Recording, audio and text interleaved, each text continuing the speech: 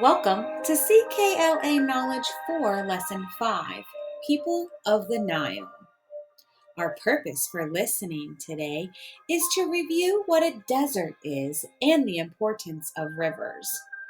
We also want to be able to explain the importance of the Nile River to the Egyptians.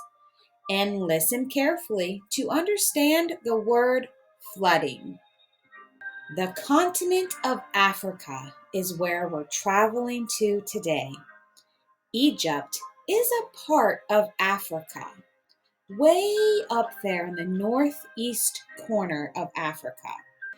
We will be spending the next few days talking all about ancient Egypt. Much of Egypt, like Mesopotamia, is a desert. The desert in Egypt is called the Sahara Desert. Today, you will learn about life in ancient Egypt and the important river called the Nile River. The Nile is the longest river in the world, and it flows through Egypt. Let's get ready to travel back in time to hear about how people lived in ancient Egypt. Over the next few days, try to think about if it's the same or different between Egypt and what we already learned about in Mesopotamia. Let's get ready to go back in time. Listen carefully to learn about life in ancient Egypt and to find out whether or not it's the same or different from Mesopotamia. Egypt is often referred to as the gift of the Nile. Listen carefully and see if you can figure out why. While people were creating cities and nations in Mesopotamia, another group of people, the Egyptians, were building another great civilization on the banks of a different river, the Nile. The Nile River is the longest and one of the mightiest rivers on earth. After it flows all the way through Egypt, it empties into the sea. The Nile has always given the people of Egypt a special advantage.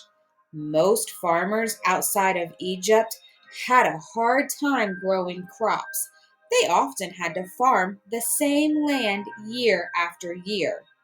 The problem with this was that by using the same land every year, the crops they planted would use up the natural vitamins and minerals in that land. After the vitamins and minerals were used up, the farmers could no longer grow crops on that land.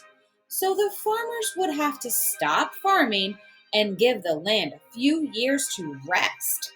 By not growing crops on that land for a few years, the natural vitamins and minerals the plants needed to grow would start to build up again.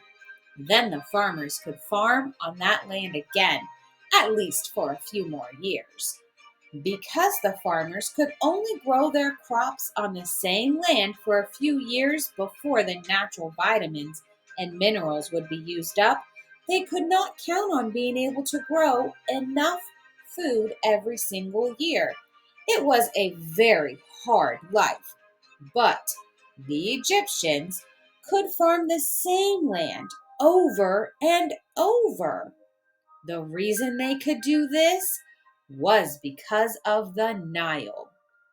The Nile begins its long journey to the sea in the high mountains of Central Africa. Every spring, heavy rainstorms fill Africa's mountain lakes, emptying water into the Nile. Rushing down the mountainsides with enormous speed and power, the swollen river carries mud rich with minerals and vitamins in its current. When the floodwaters reach the flat lands of Egypt, they spread out for miles on either side of the riverbanks. When the rains and the flooding stop, the river goes back to its usual size. Long, long ago, the ancient Egyptians planted crops in the muddy fields that were enriched with vitamins and minerals. In this way, the Nile floods meant life for the Egyptians. But if the rains were light for a year or two, the floodwaters would not bring enough rich soil, and the people might go hungry because they would not be able to grow as much food. The Egyptians knew their lives depended on the river. Most Egyptians lived within 12 or 13 miles of the Nile on one side or the other, for it was there that the floodwaters refreshed the land year after year. The floodwaters could also be dangerous. When the spring floods came, the Nile could destroy homes and villages if they were built too close to the river.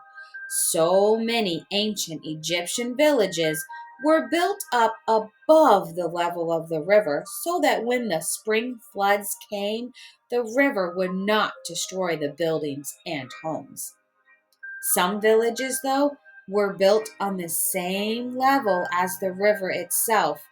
Every year, the people living there would have to leave their village when the water rose too high.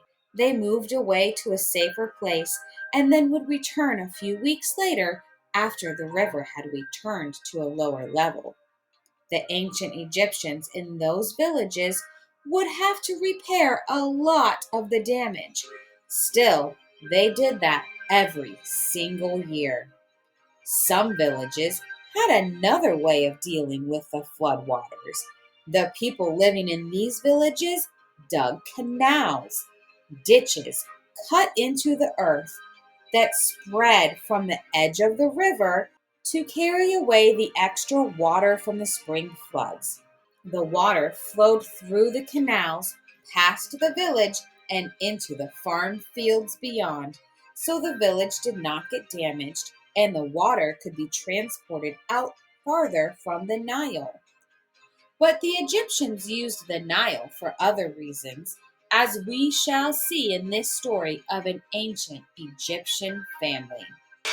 One day, thousands of years ago, an Egyptian woman named Ipi and her daughter, Mirit, went down to the Nile to gather some soft, muddy clay so they could make clay pots. Approaching the river, they heard a voice call out, "Ipi, Mirit!"